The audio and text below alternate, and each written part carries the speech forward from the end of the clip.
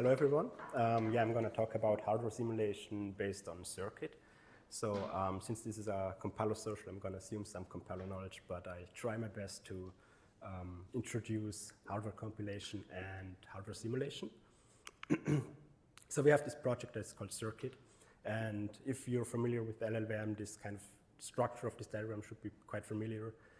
You have your front-end languages like System Verilog and Chisel, which embedded DSL in Scala, and also C++ or MLIR if you want to do some high-level synthesis.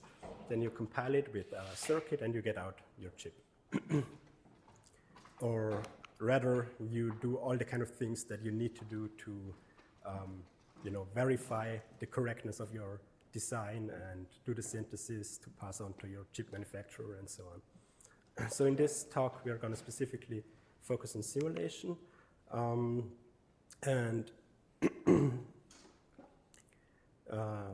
This is a more detailed overview of CIRCT. So you have here your front ends, your core representation, which here is the HW dialect, the combinational dialect, and the sequential dialect to represent all the kind of combinational logic and registers, memories, module hierarchies. And then you have your backends. And if you want to do simulation in CIRCT without Arcilator, you would use a great tool called Verilator by using the export Verilog backend and then passing it on to Verilator. So in this presentation, we are going to focus on two front-end languages, System Verilog and Fertile, which is generated from Chisel. And we're going to compile them down to the core dialects, and then on through our Arcilator backend and also through export Verilog using Verilator. And for the System Verilog input, we're also going to simulate it with Verilator directly and then see if there are any advantages or disadvantages versus compiling it through CIRCT first. So why do we need to simulate a hardware design? Well, I mean, you want to make sure that your chip does the correct thing before taping it out. And you also want to do the same thing for software. But in software, you basically write your test suite, you hit enter, and hopefully you get all passed as a result. For hardware designs, you cannot really do that. I mean, the direct analogy would be taping it out, hooking it up in your environment, and seeing if the result is correct. But that's very unpractical and takes way too long and is way too expensive. So we have simulators, and in addition to our actual design, we give it a simulation test bench, which we can then feed test inputs, and the simulation test bench converts that for our design. And the result is then some simulation trace that we can view in a waveform viewer to see if the timing of the events and the values are all correct. And this kind of structure is what many simulators use, like LLHDSim, like classical event-driven simulators, and also our cheat mode for Arcilator. Alternatively, you can have a simulator generator, which is basically a compiler that produces a binary, which is then the actual simulator. And that's basically what Verilator is, and is also the standard flow of Arcilator. Now, you can do simulation of hardware at various levels of abstraction. If you have a big SoC, a lot of modules, accelerators, caches, memories, etc., you want to do a full system functional simulation first. That is very fast to do. You can write a C++ using Gem5, for example, but it's very low resolution. You don't get a lot of details there. And then once you're happy with that, you can implement your RTL. You can simulate that, possibly without timing information, then also with cycle accuracy, so you know that what actually happens each cycle. And that's exactly where Arcilator and Verilator are positioned. And then you can even go further and do gate levels simulation, take wire length, and that's it, and more into account. Once we are fixed on that axis, we have an orthogonal axis, so we can basically schedule what we do each cycle dynamically, or we can build a schedule ahead of time and use that exact schedule every cycle. And dynamic schedule is what classical event-driven simulators are. For example, LLHDSim, the System Verilog standard is also very much written in this event-driven fashion. And what that does is basically if you have an integer unit and a functional floating point unit and you get an integer operation, you only evaluate the integer unit and you don't care about the floating point unit. So you save that execution cost there.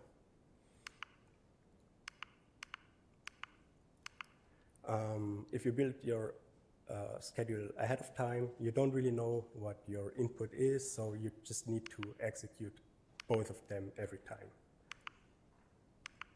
Now that saves you the overhead of scheduling events and so on, but you have to evaluate everything each cycle.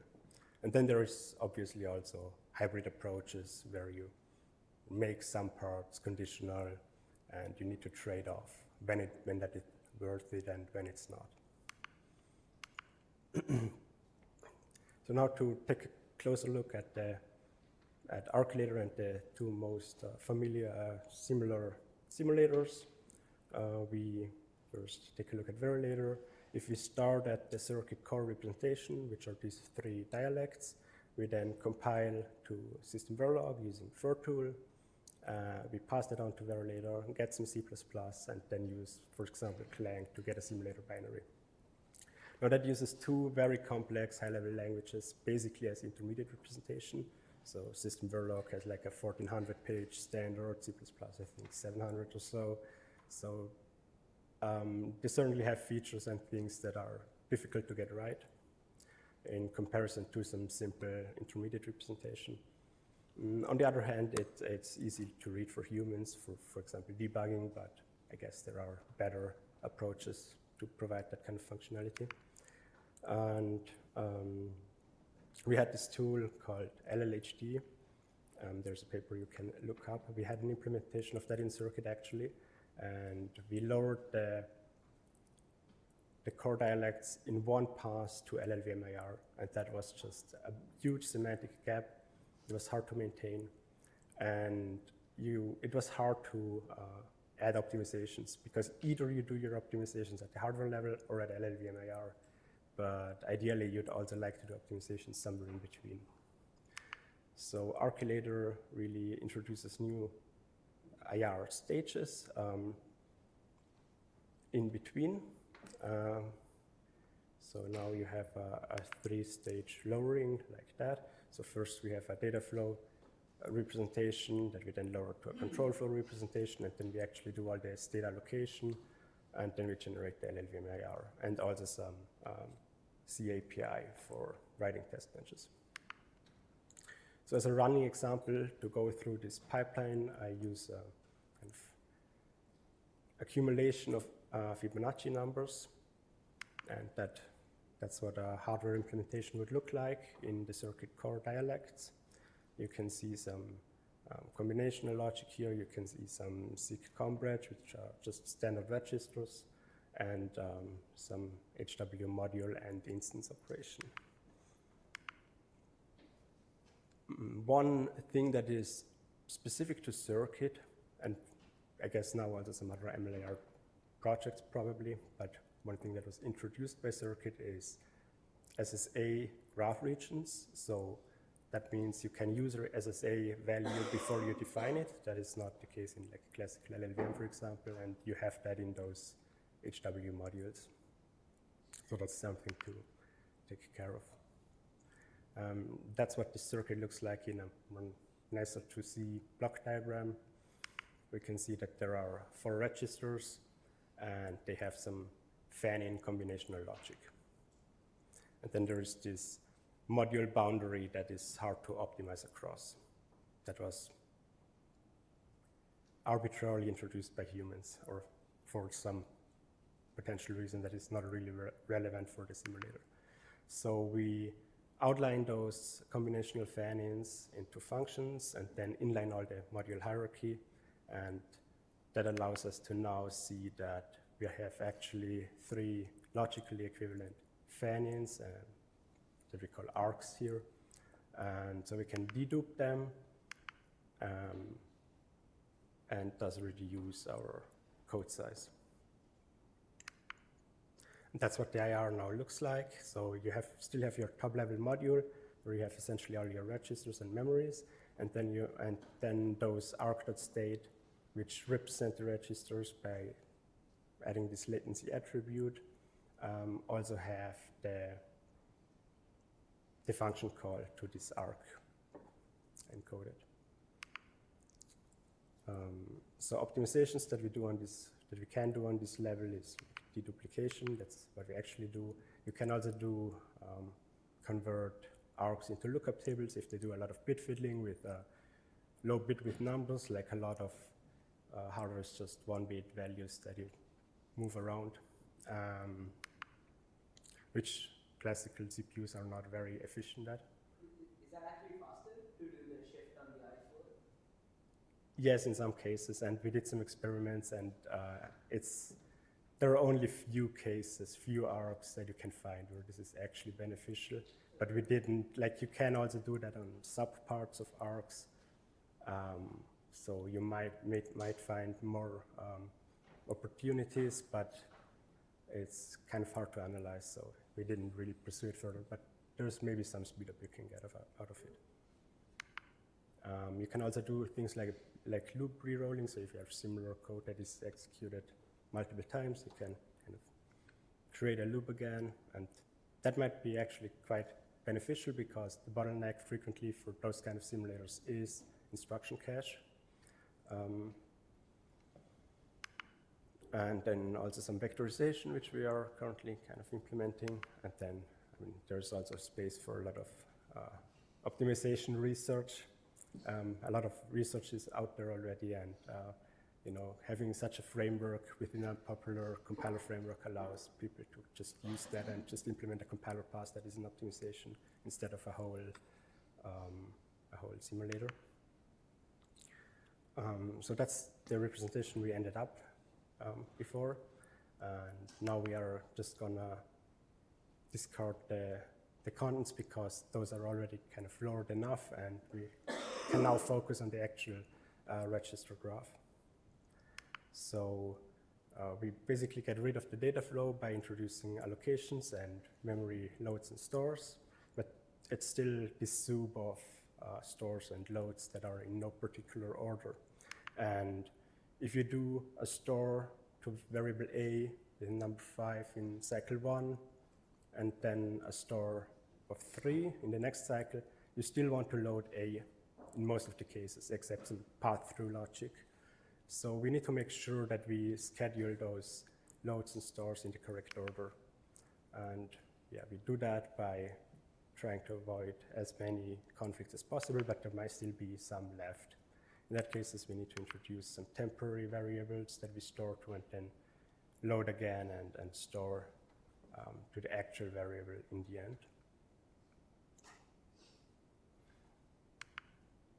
And then we can do more optimizations on that level. Things that are beneficial here is converting muxes to conditional branches, which basically moves us more from the static schedule to the dynamic schedule, as we saw on a previous slide. But we have to be careful here that the actual branch cost is not more expensive than actually executing the body. We can then also group those resets and enables and other kinds of if statements that we created. And then we can collect all the allocations we have into one single allocation and split it up by ourselves. So we basically get a state pointer in from the test bench, and we compute our memory layout in a way that is ideally beneficial in terms of cache locality, also to avoid fault sharing and all kind of stuff. And then we can also split up the LLVM file we produce to have parallelized compilation in the LLVM backend, because that's typically the bottleneck in compilation time. So the Arcilator and Virtual pipeline is usually relatively fast, and then LLC was always a bit slow in comparison. Yeah, that's kind of the LLVM IR you get out of it. And thanks to Theo, we also have separate kind of dialect that allows you to represent test benches in MLIR. So they allow you to set the inputs to your model, read the outputs, step by one cycle, and write some values to the output. And if you do that, although we don't have a nice front-end language for that yet, so you have to write your MLIR manually. Too fast. If you do that, you can use the ArcJIT. So you don't need to write your C++ test bench or anything complicated and immediately get your waveform out. Or you use the classical Variolator style kind of test bench,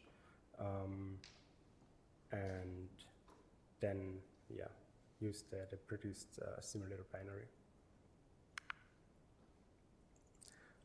To evaluate how fast Arcilator is, I use the Rocket core and the Boom core from Erhart. They are RISC-V implementations of CPUs.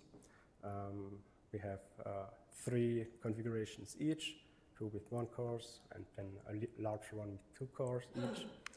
And we also have system Verilog inputs. We have the Snitch core, which is a RISC-V RV32i implementation, and some very simple gray code encoder, decoder, and shift register as simple unit tests, essentially. We didn't do any optimizations in the Arcilator pipeline except of deduping and grouping the resets enables. And we ran the dry stone tests on the CPUs. And we saw that we have relatively competitive simulation performance compared to Variolator. We are a little slower in some, a little faster in others. But as you can see, at most 40% slowdown, which is quite a bit, but not too bad. And for the system Verilog designs, we were really fast for the very small designs, which might make Arcilator very attractive for kind of unit test simulations of submodules instead of whole designs. And for Snitch, we were also relatively fast. Interestingly, so we lost performance compared to simulating the original system Verilog with Variolator, but we were actually faster compared to Variolating the system Verilog we got out of CIRCT. And that's probably because we unroll all loops and do a lot of lowering in CIRCT on the system Verilog. In terms of binary sizes, we are always smaller, although that's not the most important metric that hardware simulation people usually care about, but it's still somewhat relevant. For Snitch, it was kind of impressive. And for compile time, we are faster, which is kind of expected as we skip 2 very high-level languages.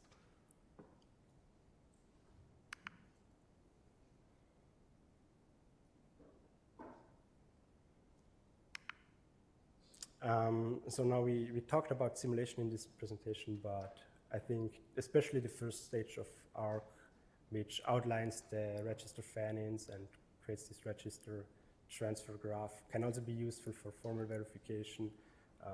We can potentially use that for circuit PMC, I guess. It might have also uses in synthesis, so it's definitely nice to have that in a more modular fashion than just one monolithic pass, and might enable reuse in other kind of backends. And yeah, that concludes my talk.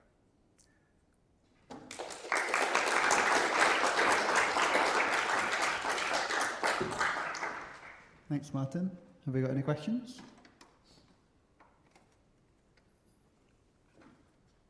None? Oh.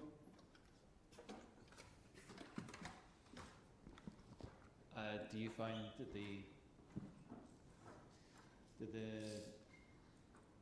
well, I was going to ask, do you find that the binaries produced are kind of terrible binaries because of the things that hardware simulators want to do, but then I realized you're not going through Clang in this situation. That was the other version where you got C++, right? Sorry. There was one pipeline earlier that produced C++ or that went through Clang. Yeah. And then my question there would have been, does that C++, does Clang like that C++? Is it actually good at optimizing it? But this solution avoids that situation because you're not using C++ as an IR, right? Yeah, so Arcilator is definitely dependent on the LLVM backend, whereas if you produce C++, you can also use GCC or any C++ compiler. And we've actually observed that using GCC for compiling your very related models produces slower binaries, I think up to 10x we saw. So actually using Clang here is apparently better than GCC, for example. And then you mentioned binary size. It's not necessarily binary size, but I know Bolt looks at kind of code size and code layout. If you wanted to just slap Bolt on the end of your pipeline on those binaries, you might get some performance improvement. I know people have used it on Clang itself. We're looking into it for random stuff at ARM, so there might be something to look into.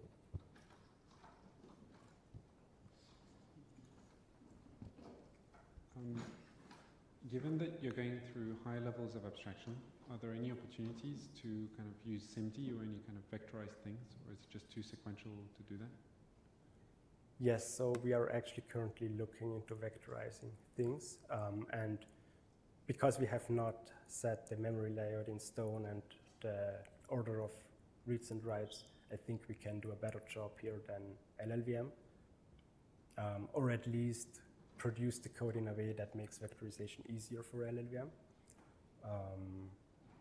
And yeah, we've definitely seen cases where you have kind of very similar fan-in combinational logic to various registers, so there's definitely some potential there. But I can't tell how big the benefit would actually then be.